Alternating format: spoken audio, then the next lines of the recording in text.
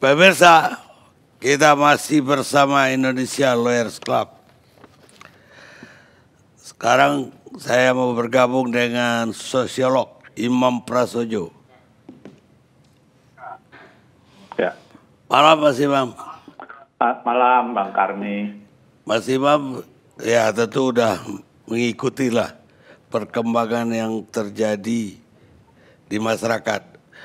Baik tentang yang saya bilang tadi, bantuan sosial, banyak yang salah alamat lah, datanya kurang, dan kemudian juga banyak kelurahannya ribut gara-gara dijanjiin nggak sampai-sampai.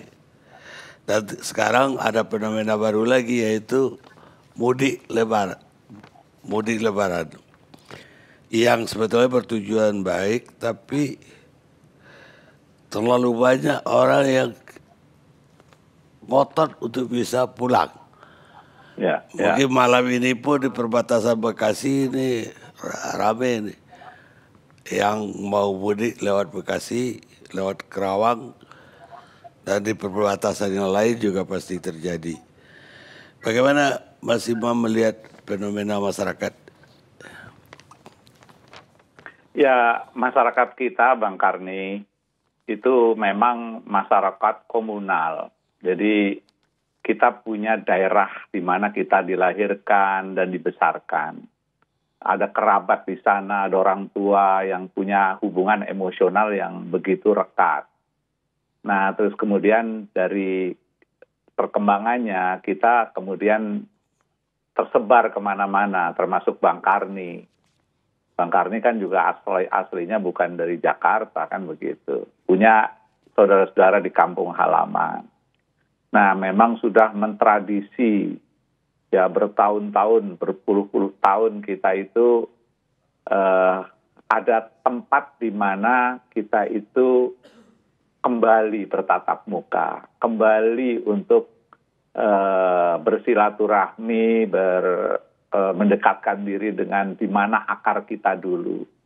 Nah, ini adalah satu kerekatan budaya yang sudah menjadi bagian dari diri kita. Ada kalanya kita itu walaupun gang-gang laut itu ujungnya bertebaran di mana-mana, tetapi ada kalanya kita itu harus mendekat ke akarnya. Nah, ini sesuatu yang luar biasa, menjadi tradisi yang begitu tidak hanya bersifat ekonomi, sifatnya orang kembali ke kampung membawa oleh-oleh, tetapi ini sudah menjadi seperti bagian dari spiritualitas kita sebagai orang yang berasal dari satu komunitas. Saatnya, nah ini adalah saat yang paling tepat setelah puasa, kemudian Idul Fitri bersama, bahkan ada halal bihalal yang ini juga khas Indonesia, kalau toh ada di Malaysia gitu, tapi tidak sedahsyat Indonesia, dan ini sudah menjadi bagian dari kita. Nah, oleh karena itu di saat kita itu diinterupsi supaya tidak pulang kampung, karena situasinya ayat-ayat Tuhan ya Bang Karin, saya jadi ketularan itu untuk ikut gabung diskusi sebelumnya. Ini kan ada ayat Tuhan yang yang diturunkan dalam bentuk ayat-ayat suci. Tapi juga ada ayat-ayat Tuhan dalam bentuk fenomena-fenomena alam, ya. Makanya kejadian yang ada di alam semesta ini, pergantian malam dan siang dan segala macam isinya itu ada tanda-tanda, dan itu hanya difahami oleh orang yang berakal. Itu kitab suci. Nah, oleh karena itu dalam kajian-kajian keilmuan itu memang ada ayat-ayat yang mengkaji hal-hal yang sifatnya ayat-ayat Qur'aniyah gitu kalau dalam agama Islam, ya, ayat-ayat suci dari firman Tuhan, tetapi juga ayat-ayat yang digelar di dalam alam semesta ini termasuk hukum-hukum alam, termasuk kejadian-kejadian yang ada. Itu semua hukum-hukum alam sebab akibat tadi dijelaskan itu adalah ketetapan Tuhan. Nah, sekarang ini ada virus corona yang kalau dipelajari dan kemudian para ahli yang ahli di bidang kajian ayat-ayat kauniyah itu akan menceritakan bahwa ini ada penularan yang luar biasa. Nah, kalau seandainya orang itu pulang kampung, siapapun mereka, orang terdidik atau tidak, orang yang alim, ulama atau bukan, kalau dia menjadi carrier ya dan mendekat dengan saudara-saudara yang lain, maka menjadi sangat berpotensi menular. Ayat-ayat Tuhan itu sudah dipertontonkan kepada kita, ada di Wuhan, ada di Italia, ada di Spanyol, sekarang di Amerika, dan itu semua dengan kasat mata. Itu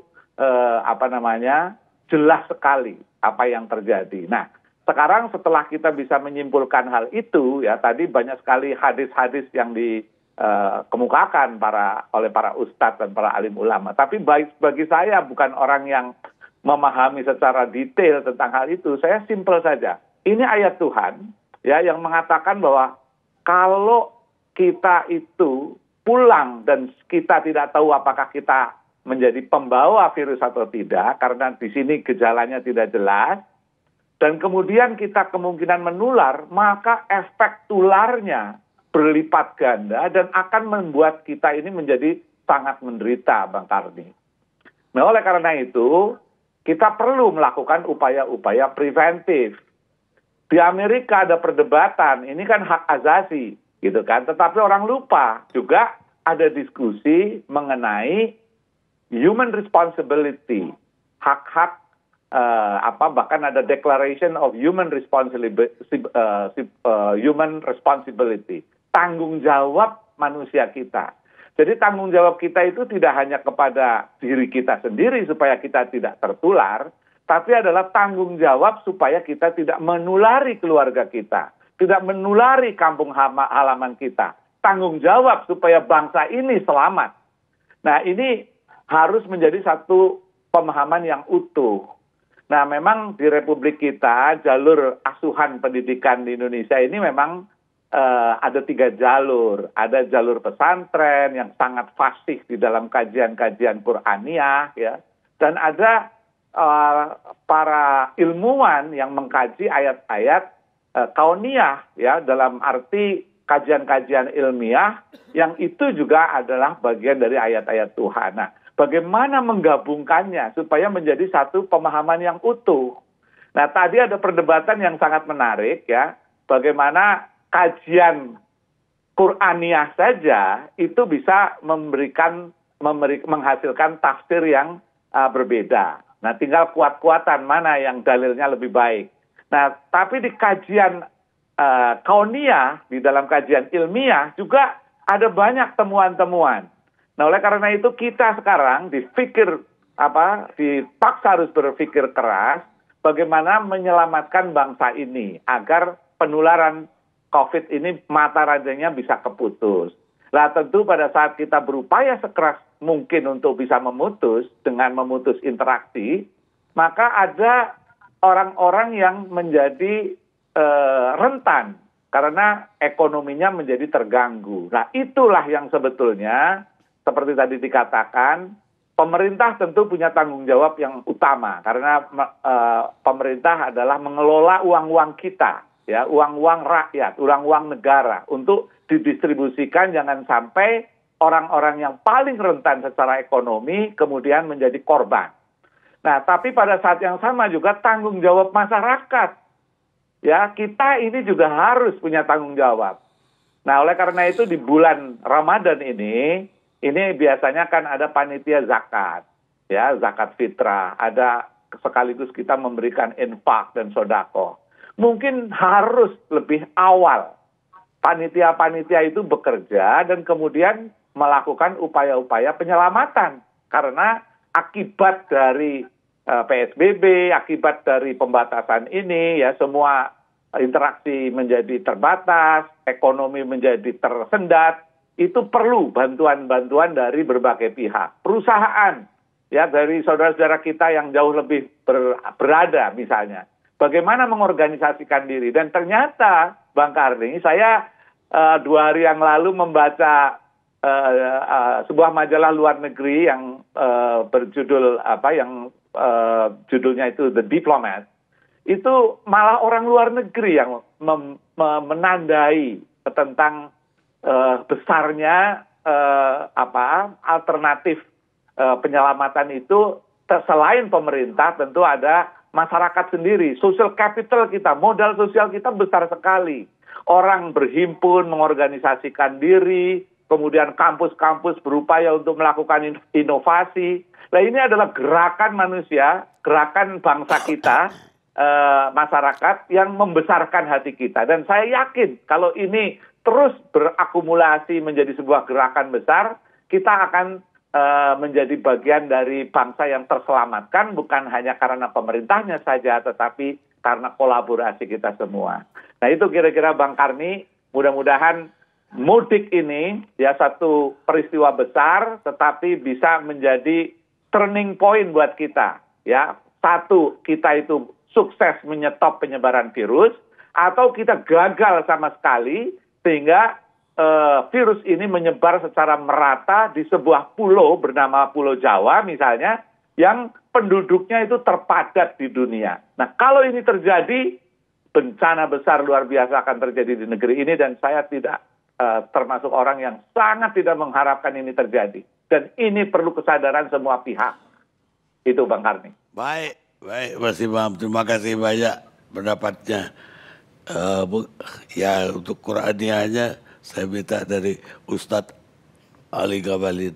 Ada satu lagi yang saya lupa Bang Karni, kalau boleh nambah. Boleh nambah. Ya, jadi ada satu hal yang menggembirakan Bang Arni, karena ada orang yang rindu luar biasa, ingin berlebaran, bertemu muka dengan saudara-saudaranya. Tadi siang, saya kebetulan berdialog, ya, berdiskusi dengan salah satu perusahaan yang bergerak di bidang komunikasi. Nah, kelihatannya perusahaan ini, saya nggak mau menyebut namanya, tapi perusahaan BUMN Indonesia yang dia sedang berpikir keras, dan mudah-mudahan dalam waktu yang tidak terlalu lama akan meluncurkan program lebaran virtual. Dan nanti teman-teman yang ada di daerah, di desa-desa itu akan diajari bagaimana mengajari orang tuanya, ya, kaum milenial di desa-desa, mengajari agar dia bisa tetap berlebaran, ya, walaupun tidak bertemu secara fisik, tapi dia bisa bisa bertatap muka secara virtual dengan anaknya atau dengan cucunya yang ada di kota. Nah, kalau lebaran virtual ini bisa menjadi bagian dari solusi, maka yang mudah-mudahan akan terjadi kerinduan, ya, tentang lebaran yang bisa bertatap muka fisik itu bisa tergantikan dengan lebaran bertatap muka secara visual. Itu yang nomor satu. Dan yang kedua, ini sekaligus juga akan menjadi bagian dari gerakan digitalisasi atau digital literacy yang ada di Indonesia dalam waktu yang sangat singkat.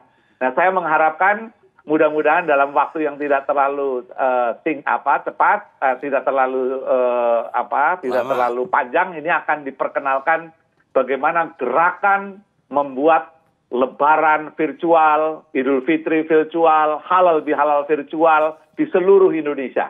Dan ini adalah bagian dari bagaimana mengembangkan teknologi komunikasi di negeri ini. Mudah-mudahan ini akan terlaksana. Wah, kalau itu terlaksana, itu revolusi virtual sekaligus revolusi digital, revolusi teknologi di Republik Indonesia. Nah, dan ayatnya Pak Karni, kalau nanti Pak Ustadz bisa menyebutnya, dia menyebutkan dan berkali-kali disebutkan di dalam kitab suci Al-Quran, di tengah ada kesulitan, ada kemudahan. Di tengah kesulitan, ada kemudahan. Itu disebutkan berkali-kali. Nah, ini mudah-mudahan salah satu kita dihadapkan pada kesulitan, tapi sekaligus kita juga diberi kesempatan untuk loncat, ya, yang tadinya diperkirakan perubahan digital ini akan memakan waktu puluhan tahun, ini barangkali dalam waktu bulan. Itu kalau kita push,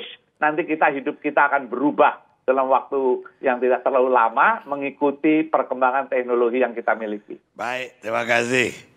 Mudah-mudahan jadi di balik kesulitan datang hikmah yang besar.